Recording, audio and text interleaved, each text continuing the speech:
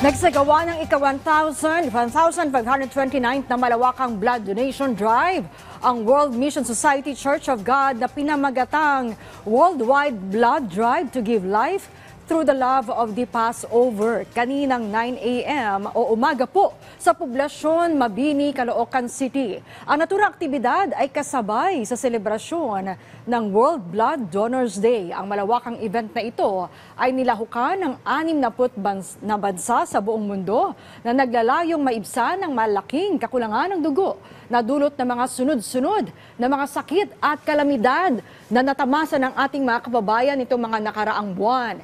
Kabilang sa mga tumulong sa nasabing aktibidad ay ang PNP Northern Police District, Red Cross Caloocan Chapter, university student, BPO workers at marami pang iba.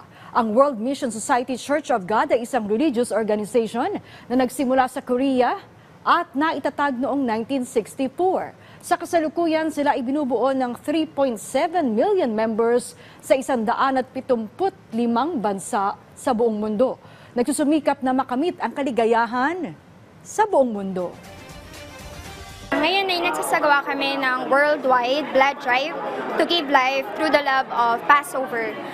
Actually, hindi lingid sa kaalaman natin na ang pangangailangan sa dugo ay tumataas dahil sa mga sakunang nangyayari sa buong mundo. Kaya ang mga miyembro ng World Mission Society Church of God ay may layunin na magbigay ng dugo para madugtungan ang buhay ng ating mga kababayan.